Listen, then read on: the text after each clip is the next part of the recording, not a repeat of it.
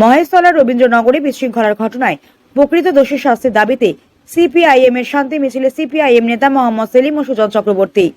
Like, share, follow করুন ফেসবুকে rgm.news ও subscribe করুন আমাদের ইউটিউব চ্যানেল rgm নিউজ।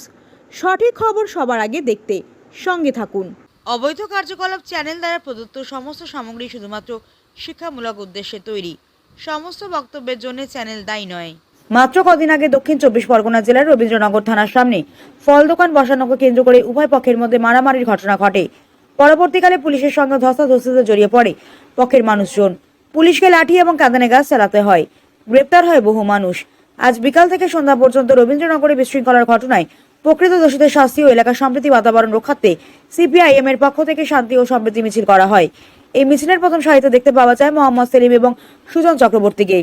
মিছিল শেষে সাংবাদিকদের মুখোমুখি হয়ে মোহাম্মদ সেলিম এবং সুজন চক্রবর্তী শাসক দলের বিরুদ্ধে আঙুল তোলেন এই বিশৃঙ্খলার ঘটনায়। মহেশতলা থেকে শেখ মনির রিপোর্ট, rgm.news।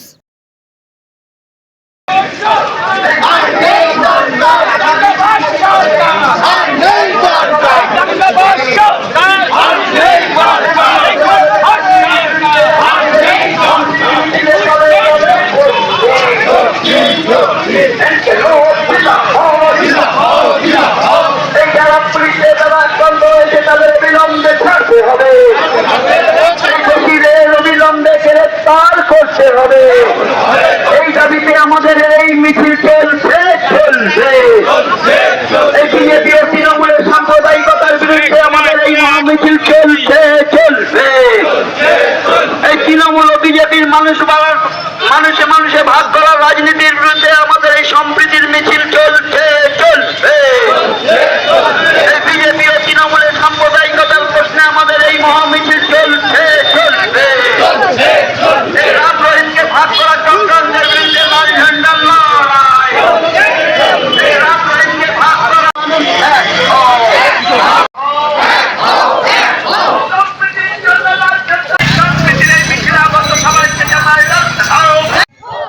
সুপ্রিয় দর্শকরা, এই মুহূর্তে দেখতে পাচ্ছেন আমরা সন্তোষপুর থেকে একটি শান্তি মিছিলের ডাক দিয়েছিল সিপিআইএমের তরফ থেকে। সেই শান্তি মিছিলটা আস্তে আস্তে এগিয়ে আসছে।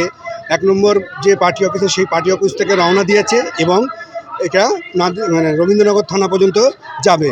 এবং এই মিছিলে উপস্থিত আছে মোহাম্মদ সেলিম সহ আরও বিশিষ্ট সুজন চক্রবর্তী এবং আরও বিশিষ্ট যারা কর্মী আছে তারা সকলে এখানে উপস্থিত আছে এবং এই মিছিলটাকে নিয়ে তারা দ্রুতগতিতে এগিয়ে যাচ্ছে। আমরা এই মুহূর্তে প্রায় কাছাকাছি এসে গেছি। এই মুহূর্তে আমরা প্রায় রবীন্দ্রনগর থানার কাছাকাছি এসে গেছি। আপনারা দেখতে থাকুন, সঙ্গে থাকুন। ন্যাক্কারজনক ঘটনা ঘটেছে দাদা পুলিশের সামনে। মাথা ঢুকছে যে আমরা আমাদের এই বাংলায়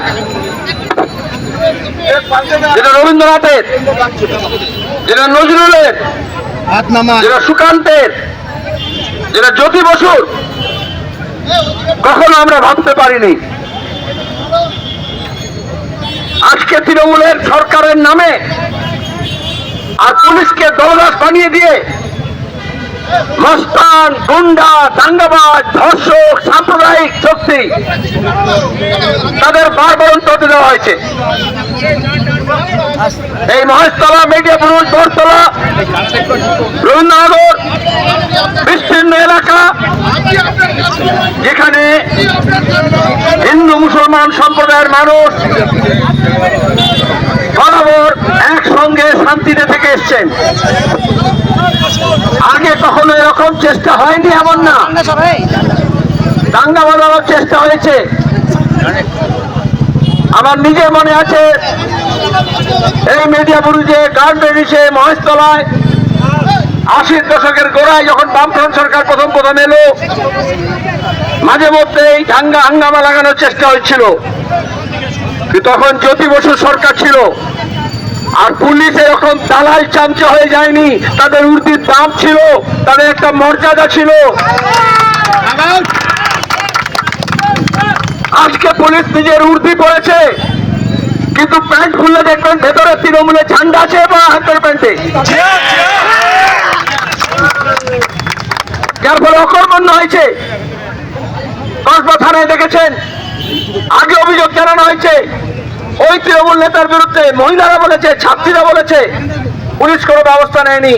কলেজের মধ্যে স্টুডেন্টস ইউনিয়ন রুমে, গার্ডের রুমে ধর্ষণ হলো। এখন বড় বড় বাপ বলছে, যারা প্রতিবাদ করছে পুলিশ তাদেরকে ধরে নিয়ে যাচ্ছে। আর এতদিন ধর্ষকদেরকে তেল লাগাচ্ছিল।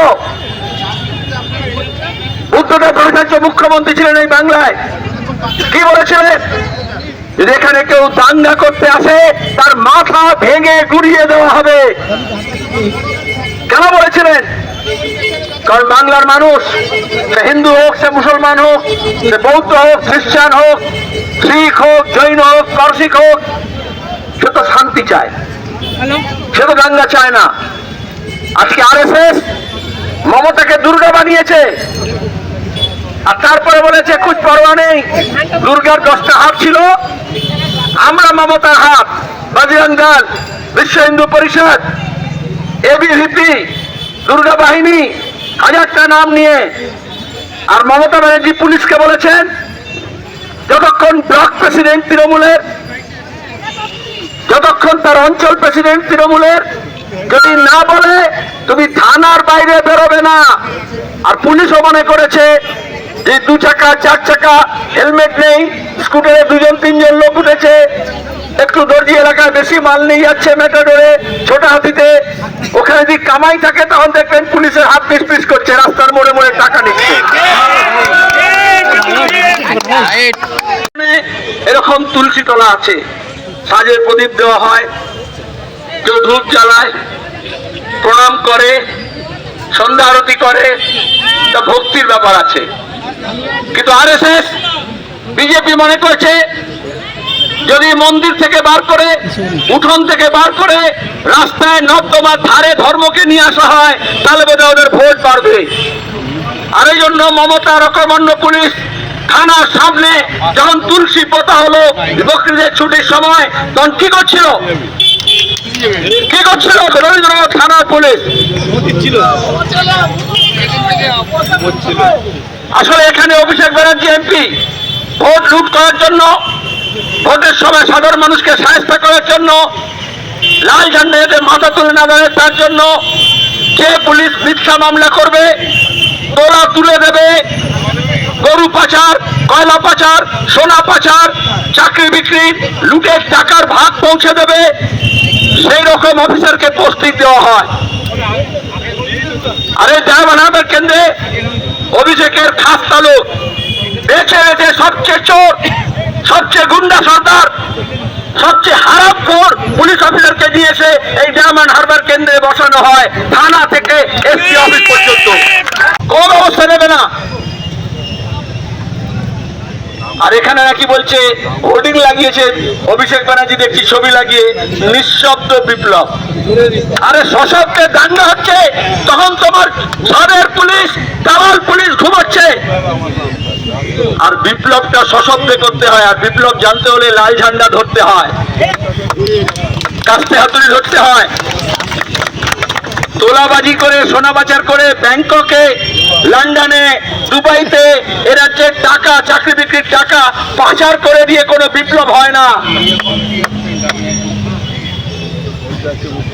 আমি সিবিআই এর কাছে এমন প্রমাণ আছে, দুজনকে জেলের মধ্যে গিয়ে চাক্কি পিসিং মনে আছে ধর্মেন্দ্রের? ওখানে ছিল মৌসি। যেখানে যারা তৃণমূল আছে তাদেরকে বলছি, অনেকে মনে করছে এটা তৃণমূল বিজেপি ঝামেলা। আরে না রে বাবা, অভিষেক জেলে যাতে না যায় এই জন্য অমিত শাহের কাছে জমা আগে থেকে হয়ে গিয়েছে, সোজা কথা, অমিত শাহের কাছে জমা আছে। আর এই জন্য এখানকার আইএস আইপিএস অফিসাররা তাদের প্রমোশনের জন্য সৈয়া ভাই কোতওয়াল ডর কাহেগা, বিজেপি তৃণমূল এক হয়ে গিয়েছে, আর সাধারণ হিন্দু মুসলমানকে আলাদা করছে। আর দাঙ্গা করার নাম করে, হাঙ্গামা করার নাম করে এই পাশে, থানার পাশে সিপিএম এর অফিস, সেটা ভাঙচুর করেছে। কেন করেছে বলুন তো? ওই নন্দীগ্রাম সিঙ্গুর সময় এই সব জামাত, জমিয়াত, আরএসএস, মুসলিম লীগ, তৃণমূল, কংগ্রেস, মাওবাদী, বিজেপি সব এক হয়ে গিয়েছিল না? বলেছিল লাল হাটাও। কেন বলেছিল? কারণ লাল ঝান্ডা যদি হটে যায় তাহলে চুরি করারও সুবিধা হবে, দাঙ্গা করারও সুবিধা হবে। আজকে মানুষ বুঝতে পারছেন, কিন্তু অনেক দাম দিতে হয়েছে। 9 বছরের বাচ্চা মেয়ে তামান্না খুন হয়েছে। তামান্না মানে আকাঙ্ক্ষা, ইচ্ছা। আসলে আমাদের রাজ্যের মানুষের যে ইচ্ছা, সেটা কখনোই ছিল না হিন্দু মুসলমানের দাঙ্গা হবে। মানুষের ইচ্ছে মানুষ শান্তিতে থাকবে, এক হয়ে থাকবে, সম্প্রীতি থাকবে, তাদের ছেলেমেয়েরা শিক্ষা পাবে, তাদের জওয়ান ছেলেমেয়েরা কাজ পাবে, কলকারখানা হবে, রাস্তাঘাট হবে, ড্রেনেজ হবে, স্কুল কলেজ হাসপাতাল হবে। কিন্তু বিজেপি, তৃণমূল, মমতা, মোদী গোটা দেশটাকে সর্বনাশের রাস্তায় নিয়ে যাচ্ছে। আর এই জন্য ওরা দুজনে এক মিলিভাগাত এখানে দাঁড়িয়ে নাটক করছে।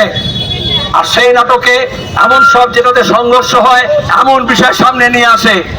নাহলে দেখেছেন তো, রাজনীতি করার জন্য, ভোটের জন্য মোদী বলছে রাম মন্দির, মমতা বলছে জগন্নাথ মন্দির। তফাৎটা কি? তফাৎটা কি আমি তৃণমূলকে জিজ্ঞেস করতে চাই। আর যখন সিএ নিয়ে, এনআরসি নিয়ে বলছে যদি মুসলমান হয়, বাংলাভাষী হয়, যদি হিন্দু বাঙালি হয়, মতুয়া হয়, নিম্নবর্ণের হয়, পূর্ব পাকিস্তান থেকে এসছে, রিফিউজি হয়, তাহলে তাকে ডাউটফুল করে দেওয়া হবে, নাগরিকতা থাকবে না। এখানে কিন্তু বিজেপি তৃণমূল এক। পার্লামেন্ট থেকে কালীঘাট পর্যন্ত কোনো কথা শোনা যায় না, খালি মাঝে মধ্যে ক্যা ক্যা ছিছি করে। ওয়াকফের আইন নিয়ে আসলো,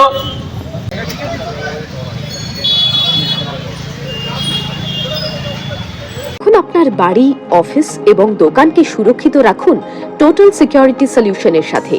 আমরা বিভিন্ন নামি দামি ব্র্যান্ডের সিসিটিভি ও সিসিটিভি সংক্রান্ত যাবতীয় অ্যাক্সেসরিজ বিক্রয় করার পাশাপাশি সার্ভিসও প্রোভাইড করে থাকি।